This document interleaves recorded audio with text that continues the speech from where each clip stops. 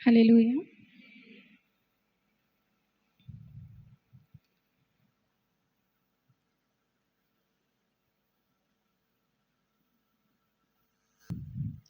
ముందుగా చిన్న ప్రార్థన చేసుకుందాం.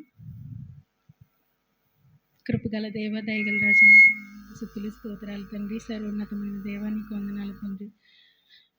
మమ్మల్ని అందరినీ ప్రభువా గడిచిన పునరుద్ధాన దినం నుండి నేటి పునరుద్ధాన దినం వరకు మమ్మల్ని మీ రెక్కల చాటున కాచి దాచి కాపాడినందుకు మీకు వందనాలు, స్తుతులు స్తోత్రాలు ప్రభువా. ఇదిగోండి తండ్రి, ఈ షార్ట్ మెసేజ్ చెప్పేటప్పుడు ప్రభువా నాలో నుంచి తండ్రి నా మాటలు కాకుండా మీ మాటలు మాత్రమే వచ్చేలాగా మమ్మల్ని తండ్రి సిద్ధపాటు చేయండి ప్రభువా.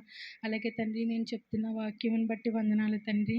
అది ప్రభువా అనేకులకు తండ్రి యేసయ్య అది ఫలించే రీతిగా తయారు చేయండి ప్రభువా. నీకు వందనాలు తండ్రి. సహాయము దయచేయండి ప్రభువా. మీరే కృప చూపించండి. ఎలాంటి తండ్రి దుష్టులు ప్రభువా ఎలాంటి పన్నాగలు పండకుండా ప్రభువా మీరే కంచెను వేయండి ప్రభువా.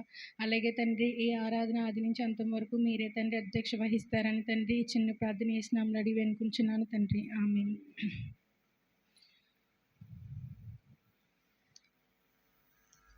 ముందుగా మనం దేవుడు మనల్ని దేవుడు బైబిల్లో చాలామందిని అధిపతులుగా ఎంచుకున్నాడు, న్యాయాధిపతులుగా ఎంచుకున్నాడు. అలాగే కొంతమందిని సేవకులుగా, కొంతమందిని ప్రవక్తలుగా, చాలామందిని ఒక్కొక్క రీతిగా ఒక్కొక్క వర్గాల్లో ఒక్కొక్క రీతిగా దేవుడు ఒక్కొక్క పని నిమిత్తమై ఎంచుకున్నాడు. సో కొంతమంది వాళ్ళు అది అంటే వాళ్ళు చేసే పని నిమిత్తం వాళ్ళు చేసే వృత్తిని ఆధారపరుచుకుని ఒక్కొక్కళ్ళు ఒక్కో రీతిగా సేవ చేశారన్నమాట. అంటే డిఫరెంట్ వర్క్ చేసేవాళ్ళు డిఫరెంట్గా ఒక్కొక్క రీతిగా వాళ్ళొక మార్గాల్లో దేవుడి పరిచర్య అనేది చేశారు. చాలామందికి సువార్తని అట్టి విధంగా వాళ్ళకి ఎలాంటి స్కిల్స్ లేకపోయినా, అంటే కనీసం కొంతమందికి మాట్లాడడం రాకపోయినా దేవుడు వాళ్ళకి ఆ స్తోమతనిచ్చి, అంటే ఆ ధైర్యాన్ని ఇచ్చి న్యాయాధిపతులుగా వారిని పంపించారన్నమాట. అలాగే ఇప్పుడు ఒక స్త్రీ ఉంది, లూదియా అనే ఒక స్త్రీ ఉంది. ఆవిడ ఒక రంగులు అమ్ముకునే ఆవిడ అపోస్తలుల గ్రంథంలో ఉంటుంది. ఆ లూదియా స్త్రీ ఏం చేసింది, జస్ట్ వినటం వలన ఆవిడికి విశ్వాసం కలిగి అక్కడ చాలామందికి మాదిరికరంగా, అంటే ఆ రంగులమ్మి ఆవిడ అమ్ముతూనే దేవుడి సువార్త పరిచర్య చేసిందన్నమాట. సో అలాగే జకర్యా గారు దేవుడి కోసం జస్ట్ విన్నారు. అతను పొట్టి జక్కయ్య గారు. ఆయన ఎలా అంటే, ఇప్పుడు జక్కయ్య గారు ఏంటంటే దేవుడు ఆ యొక్క మహిమను గూర్చి అతన్ని చాలా విధంగా తెలుసుకున్నారు. కాబట్టి అతను ఒకసారి ఒక ఆసక్తి అనేది, చిన్న ఆశ పుట్టింది. అంటే నజరేయుడైన యేసు ఎలా ఉంటాడో ఒకసారి కన్నులారా చూద్దామని అతను ఎంతో ప్రయాసపడి ఆ చెట్టు ఎక్కి దేవుడిని చూడడానికి ప్రయత్నించారు. సో అప్పుడు దేవుడికి అక్కడ ఒక మనిషి నా కొరకు రావాలని ఒక ఆసక్తి. అంటే దేవుడు ఎప్పుడు నేను డైరెక్ట్గా మీ వద్దకు వస్తానని ఎప్పుడు చెప్పలేదు.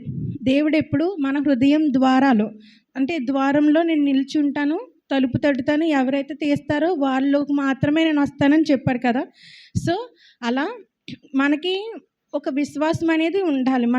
మన ఆత్మీయ జీవితాల్లో ఎప్పుడైతే దేవుడు మనకు ఉన్నాడు, మన పక్షాన దేవుడు ఉన్నాడు, ఎలాంటి శ్రమలు వచ్చినా ఎలాంటి శోధనలు వచ్చినా దేవుడు మనల్ని స్వస్థపరుస్తాడు, దేవుడు మనల్ని పరలోకానికి నడిపిస్తాడు అనే ఒక ఆలోచనతో మనం ఉంటే, ఆ విశ్వాసం ఆవగింజంత విశ్వాసం మనలో ఉన్న తెలీదా చెప్పండి కొండంత విశ్వాసం కన్నా చిన్న ఆవగింజంత విశ్వాసం మనలో ఉంటే దేవుడి కార్యాలు మన జీవితాల్లో జరుగుతాయి ప్రతి ఒక్కరికి కదా. అలాగే సమరయ స్త్రీ కూడా అంతే. దేవుడు అంటే అతన్ని జస్ట్ అలా టచ్ చేయడం వలన ఆవిడకి స్వస్థత కలిగింది. అంటే ఒక్కొక్క విధంగా ఒక్కొక్కరికి స్వస్థతలు, విమోచనలు అండ్ బోల్డెన్ రకాలుగా దేవుడు నడిపించాడు. అలాగే ఇప్పుడు ఇశ్రాయేల్ ప్రజలు ఉన్నారు, వాళ్ళు దేవుడి కార్యాలు చూశారు. వాళ్ళు కళ్ళుతో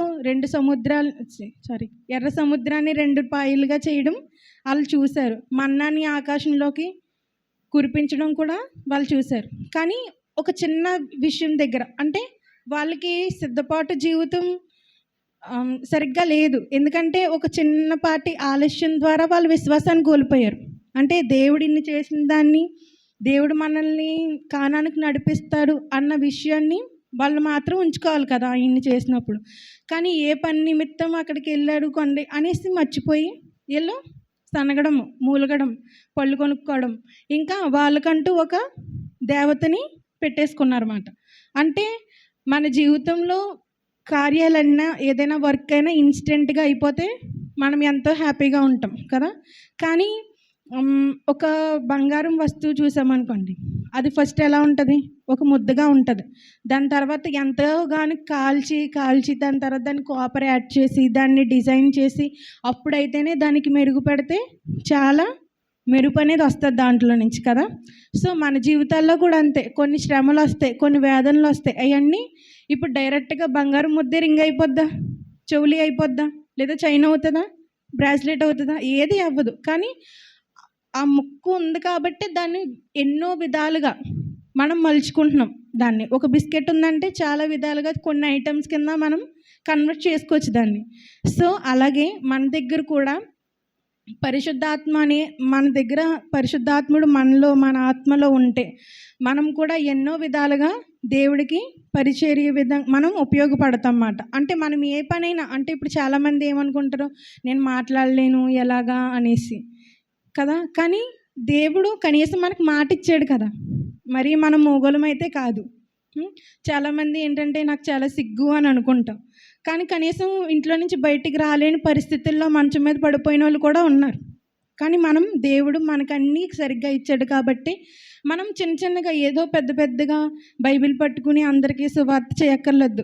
జస్ట్ శోధనలో ఉన్న వాళ్ళకి లేదా ఎవరైనా బాధగా దుఃఖమోహంతో మన పక్కోళ్ళు ఎవరైనా కనిపించినప్పుడు, స్టూడెంట్స్ అయితే ఫ్రెండ్స్ మన పక్కన బాధగా ఉన్నప్పుడు ఒకసారి ప్రేయర్ చేసుకో అని చిన్న ఒక మాట వాళ్ళకి ఎప్పుడైనా గుర్తొస్తుందన్నమాట. సో, మన జీవితం అంతా ఎలా ఉండాలంటే దేవుని కోసం కొంచెం పరిచర్య చేసే ద్వారా మనం చేసేలాగా మనం ఉండాలి. అండ్ అలాగే ఇప్పుడు సారా ఉంది. అబ్రహాము, సారా ఉన్నారు.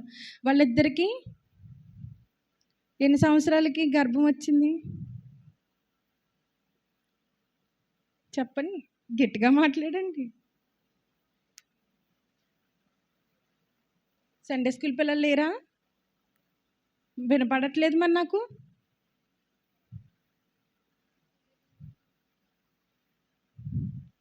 సండే స్కూల్ అక్క చెప్తుంది, స్టూడెంట్స్ చెప్పట్లేదేంటి? నాకు స్టూడెంట్స్ నుంచి కావాలి ఆన్సర్. స్టూడెంట్స్ చెప్తేనే నెక్స్ట్ నేను చెప్తాను. తెలుసుకుని చెప్పండి ఎవరినైనా. ఏంటక్క?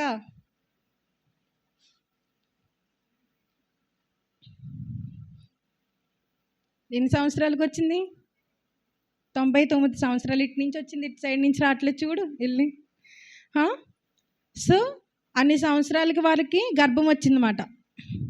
అప్పుడు సారా కొద్ది విషయంలో విశ్వాసం కోల్పోయింది కదా.